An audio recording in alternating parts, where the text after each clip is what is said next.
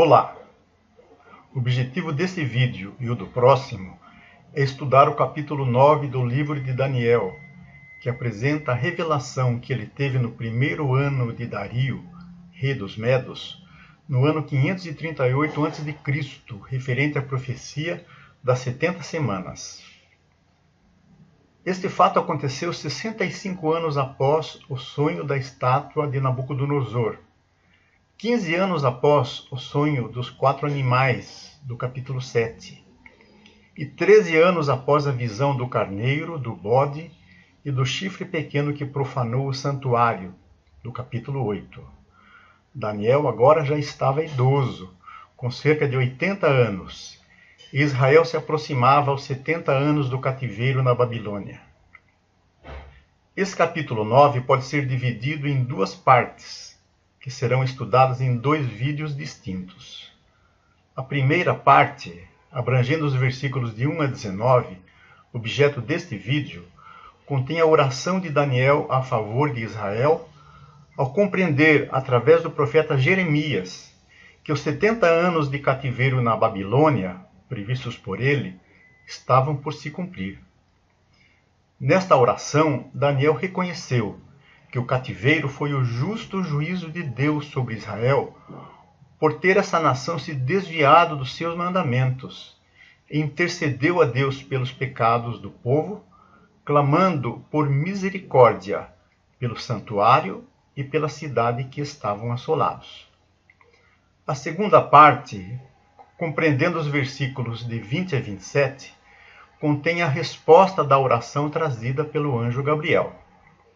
Devido à profundidade e singeleza da oração feita por Daniel, ao invés de esclarecer sobre os 70 anos da profecia de Jeremias, Deus lhe descortinou a profecia das 70 semanas, que é uma das principais profecias da Bíblia, dada a sua abrangência de tempo, por referir-se à primeira vinda de Cristo e sua morte remidora, e também por referir-se ao tempo do fim.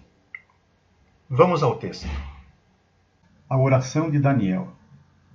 No ano 1º de Dario, filho de Assuero, da nação dos Medos, o qual foi constituído rei sobre o reino dos caldeus, no primeiro ano do seu reinado, eu, Daniel, entendi pelos livros que o número de anos de que falou o Senhor ao profeta Jeremias, em que haviam de acabar as assolações de Jerusalém, era de 70 anos.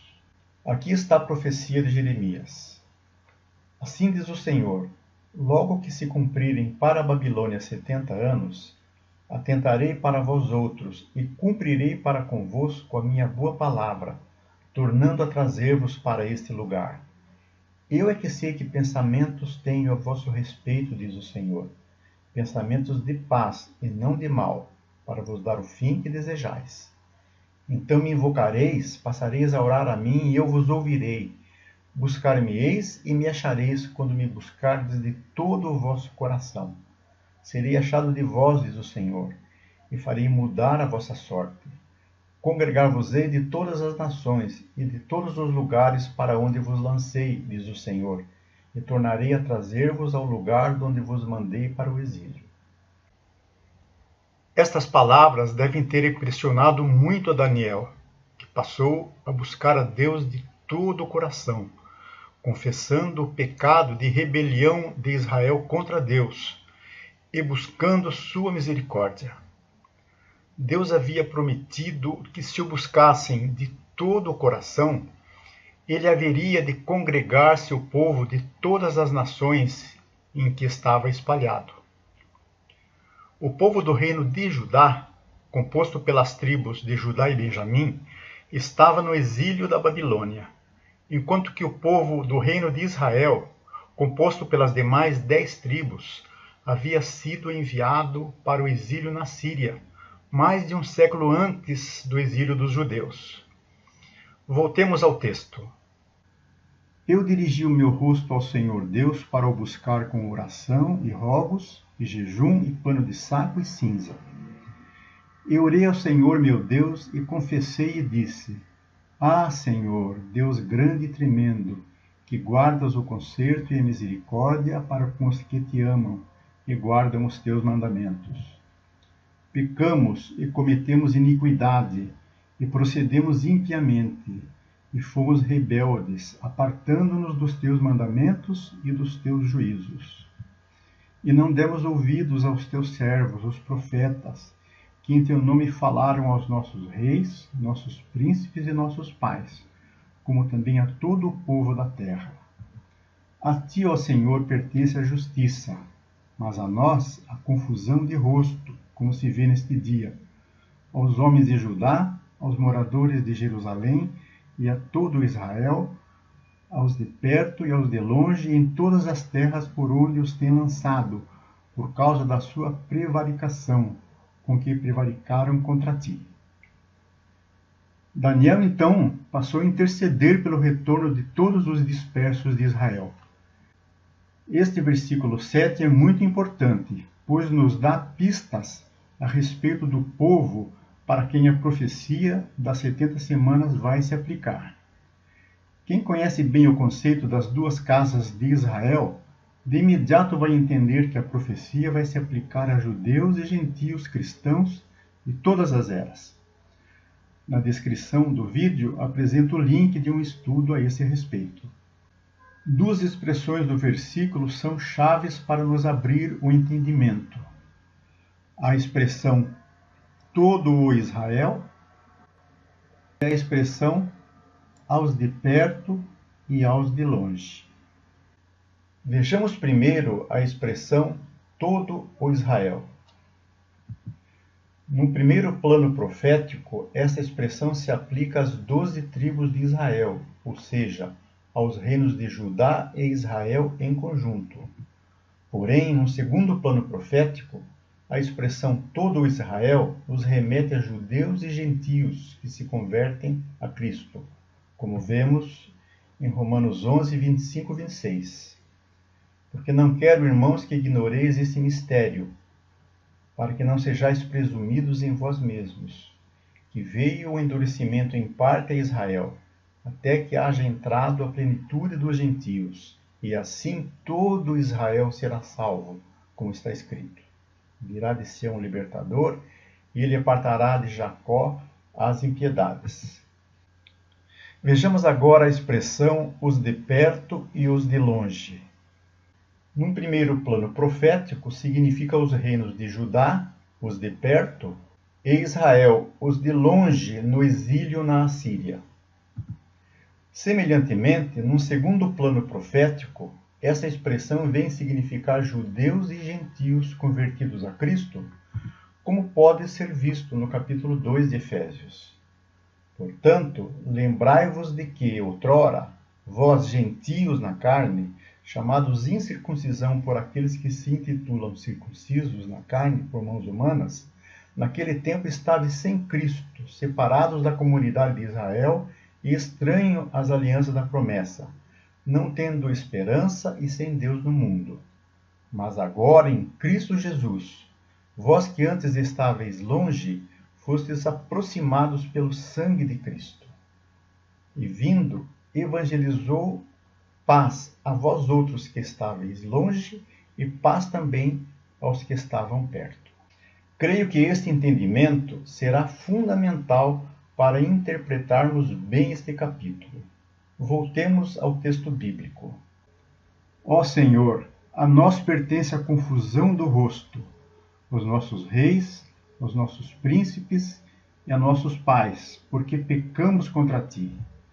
Ao Senhor nosso Deus pertence a misericórdia e o perdão, pois nos rebelamos contra ele, e não obedecemos à voz do Senhor nosso Deus, para andarmos nas suas leis, que nos deu pela mão dos seus servos os profetas. Sim, todo Israel transgrediu a tua lei, desviando-se para não obedecer à tua voz. Por isso, a maldição, o juramento que está escrito na lei de Moisés, servo de Deus, se derramou sobre nós, porque pecamos contra ele. Israel reconheceu que aquele cativeiro era o justo juízo de Deus sobre Israel, por ter a nação se afastado dos seus preceitos, por ter transgredido sua lei e por não ter dado ouvidos à palavra dos seus servos e profetas. Já no tempo de Moisés, no Êxodo, em Levíticos 26, Deus havia avisado: se ainda com isto não me ouvirdes e andardes contrariamente comigo, eu também com furor serei contrário a vós outros, e vos castigarei 7 vezes mais por causa dos vossos pecados. Assolarei a terra, e se espantarão disso os vossos inimigos que nela morarem. Espalhar-vos-ei por entre as nações, e desembainharei a espada atrás de vós. A vossa terra será assolada, e as vossas cidades serão desertas. O texto continua com esse enfoque até o verso 15. Ele confirmou a sua palavra que falou contra nós e contra os nossos juízes que nos julgavam, trazendo sobre nós um grande mal, porquanto nunca debaixo do céu aconteceu como em Jerusalém. Como está escrito na lei de Moisés, todo aquele mal nos sobreveio. Apesar disso, não suplicamos a face do Senhor nosso Deus para nos convertermos das nossas iniquidades e para nos aplicarmos à tua verdade. Por isto, o Senhor vigiou sobre o mal e o trouxe sobre nós, porque justo é o Senhor nosso Deus em todas as suas obras que fez, pois não obedecemos à sua voz. Na verdade, ó Senhor nosso Deus, que tiraste o teu povo da terra do Egito com mão poderosa e ganhaste para ti nome como se vê neste dia, pecamos, procedemos impiamente. Do versículo 16 até o verso 19, Daniel clama pelas misericórdias de Deus para o seu povo, para a cidade de Jerusalém, para o Monte Santo, que é o Monte Sião, e para o santuário, que estavam assolados. Ó Senhor, segundo as tuas justiças, aparte-se a tua ira e o teu furor da tua cidade de Jerusalém, do seu santo monte, porquanto, por causa dos nossos pecados e por causa das iniquidades dos nossos pais, tornou-se Jerusalém e o teu povo um opróbrio para todos os que estão em redor de nós. Agora, pois, ó Deus nosso, ouve a oração do teu servo e as suas súplicas, e sobre o teu santuário assolado, faze resplandecer o teu rosto, por amor do Senhor. Inclina, ó Deus meu, os teus ouvidos e ouve, abre os teus olhos e olha para a nossa desolação e para a cidade que é chamada pelo teu nome, porque não lançamos as nossas súplicas perante a tua face, fiados em nossas justiças, mas em tuas muitas misericórdias.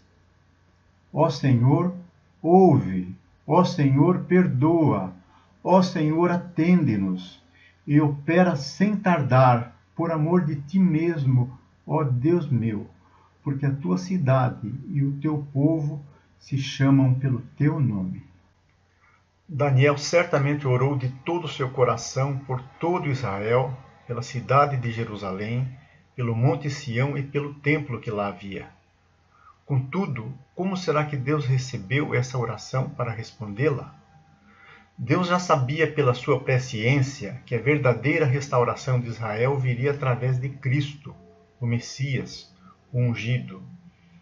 Também sabia que o verdadeiro povo de Daniel seria todo Israel, o Israel de Deus, ou seja, judeus e gentios remidos pelo sacrifício de Cristo na cruz do Calvário, do qual os sacrifícios no templo em Jerusalém eram apenas sombras. Deus também sabia que a cidade de Jerusalém e o Monte Sião eram figuras da Igreja de Cristo, e que a Igreja de Cristo viria a ser o verdadeiro santuário de Deus. A Igreja é a cidade celestial e o Monte Santo. Mas tendes chegado ao Monte Sião, e à cidade do Deus vivo, a Jerusalém celestial, e a incontáveis hostes de anjos, e a universal assembleia, e igreja dos primogênitos arrolados nos céus, e a Deus, o juiz de todos, e aos espíritos dos justos aperfeiçoados. Em Efésios 2,19, Paulo nos diz: assim, já não sois estrangeiros e peregrinos, mas concidadão dos santos, e sois da família de Deus. Somos, portanto, da mesma cidade de Daniel. A igreja é o verdadeiro santuário de Deus. Em continuidade ao texto de Efésios anterior, temos: edificado sobre o fundamento dos apóstolos e profetas, sendo ele mesmo, Cristo Jesus, a pedra angular, no qual todo edifício bem ajustado cresce para santuário dedicado ao Senhor, no qual também vós juntamente estáis sendo edificados para a habitação de Deus no Espírito. Em 1 Coríntios 3, 16 e 17 também temos: não sabeis que sois santuário de Deus e que o Espírito de Deus habita em vós? Se alguém destruir o santuário de Deus, Deus o destruirá, porque o santuário de Deus que sois vós é sagrado. A oração de Daniel pela restauração do seu povo moveu o coração de Deus tão fortemente que ele descortinou-lhe a história da redenção de todo o Israel de Deus, mostrando-lhe a vinda de Cristo, sua morte remidora, a futura vinda do anticristo e a sua destruição, e o estabelecimento da justiça eterna de Deus, como estudaremos no próximo vídeo. Aqui termina a primeira parte do estudo que estamos fazendo deste capítulo 9 do livro de Daniel. No próximo vídeo estudaremos a segunda parte, contendo a resposta desta maravilhosa oração de Daniel através da profecia das 70 semanas. Até lá!